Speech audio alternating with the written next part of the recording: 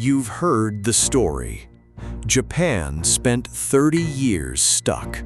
A stagnant economy, deflation, a banking system buried under bad debt, wages that barely moved for a generation, the Nikkei stock index still nowhere near its old highs decades later.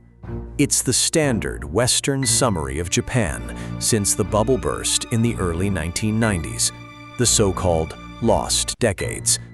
But here's what that summary misses. During those exact same lost decades, one Japanese company you've almost certainly never heard of quietly took control of the single most important material in the entire electronics industry, and it did it by believing the opposite of everything the stagnation story assumes. The company is Shin-Etsu Chemical. If you've never heard the name, that's the point. It doesn't sell anything with its logo on it. What it sells is the silicon wafer, the thin, mirror-polished disc of ultra-pure crystal that every single semiconductor chip is built on top of. It starts as a single crystal of silicon, grown and refined to a purity most industries never need, then sliced into discs thinner than a coin and polished to a mirror finish. Only after that does the rest of the industry take over. Layers of circuitry get etched, doped, and printed onto the surface over and over until that plain-looking disc becomes a working processor.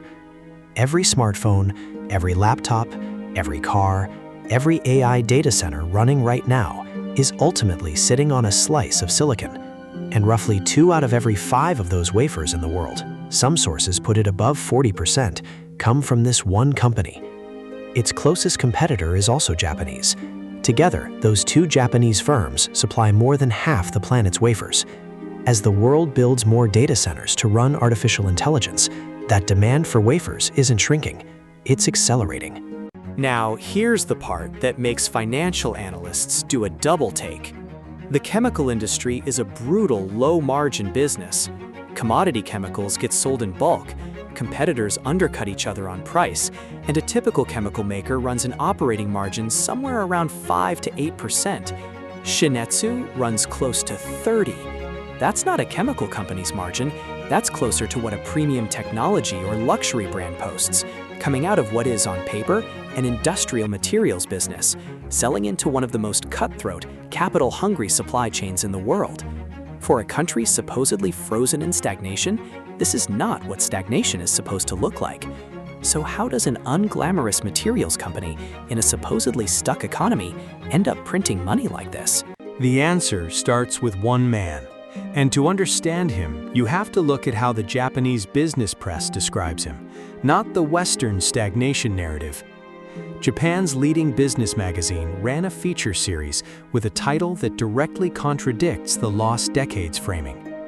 Translated, it's, quote, "The executives who shone during the lost 30 years." At the very top of that list, Chihiro Kanagawa, the man who ran Shin-Etsu for over 2 decades. And his core philosophy, quoted again and again in Japanese coverage of him, was this. Kanagawa became president of Shin-Etsu in August 1990 at the age of 63, right as Japan's bubble was bursting and the lost decades were beginning. And he ran the company, first as president, then as chairman, for over 20 years until his death in January 2023 at the age of 96.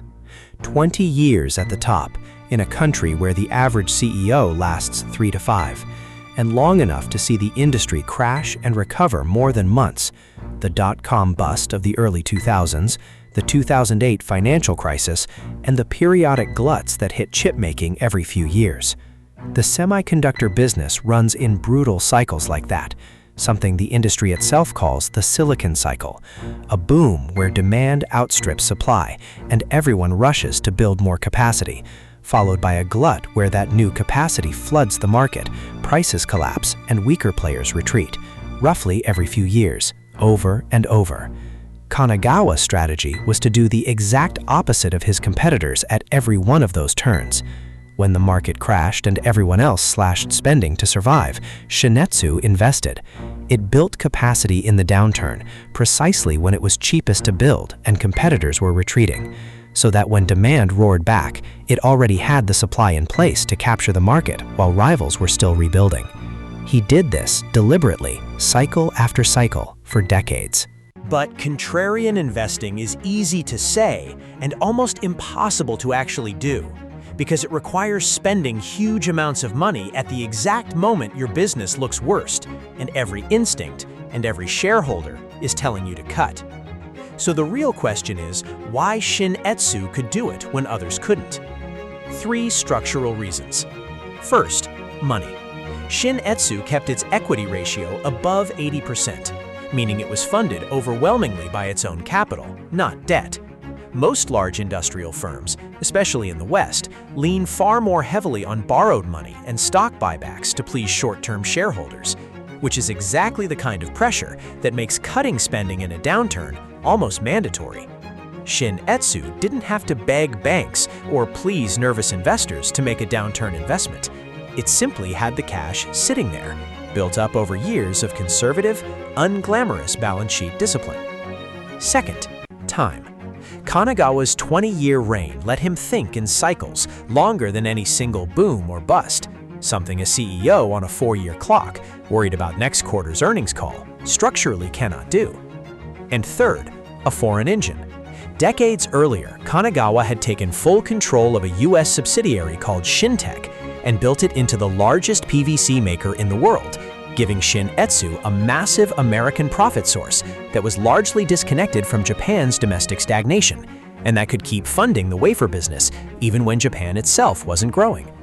Put those 3 together: deep cash reserves, a 2-decade time horizon, and an overseas profit engine, and you get something almost no competitor could match: the ability to spend aggressively at the exact moment fear told everyone else to stop.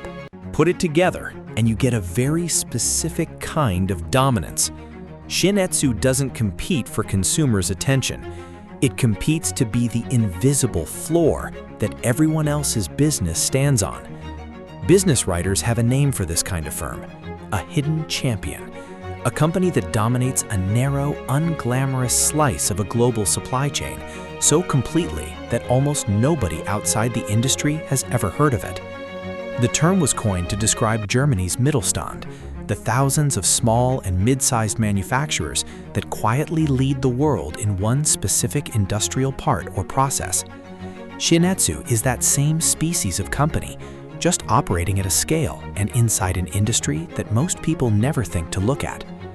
If you're the company that makes the wafer every chipmaker needs, you don't need a brand, you don't need marketing, you don't need anyone outside the industry to know your name. You just need to be impossible to replace and cheaper and more reliable than anyone else at the one thing you do. That's a fundamentally different game from the consumer electronics giants, the Sonys and Panasonics, whose struggles became the face of Japan's decline in the Western press. While the visible, branded Japan appeared to stumble, an invisible, industrial Japan was quietly locking up the foundations of the digital age. This is what the lost decades story gets wrong. It measures Japan by the things that are easy to see: consumer brands, stock indexes, the companies that used to dominate your living room. By that measure, yes, plenty of Japanese giants stumbled badly. But underneath the visible economy, a set of Japanese companies spent those same decades becoming quiet monopolists in materials, components, and precision manufacturing. The unglamorous parts of the supply chain nobody photographs: silicon wafers, photoresist chemicals, the machines that etch circuits onto chips, the lithography systems that companies like Nikon and Canon build, the precision equipment from firms like Tokyo Electron. Shin-Etsu is the clearest example, but it's not alone in that category. The story was never that Japan stopped winning. It's that Japan stopped winning in the categories the rest of the world happens to watch, and kept quietly winning in the ones it doesn't, one level below the surface, in the raw materials and machines that the rest of the electronics industry can't function without. And the deepest irony is in Kanagawa's own philosophy. The Western story treats Japan's downturn as a 30-year misfortune to be survived. Kanagawa treated downturns as the single best time to attack. Quote, "Anyone can make money in a boom. A company's true worth is tested in a downturn." He didn't just endure the lost decades, he used them, spending when others froze, buying share when others retreated, until the supposedly stagnant era became the exact period in which his company took over the world. Stagnation, to him, was never the problem, it was the opening. And by the time he died in January 2023, at 96, the company he'd run for over 30 years, first as president, then as chairman, had turned a stagnant, low-margin chemicals maker into the quiet gatekeeper of the entire electronics industry.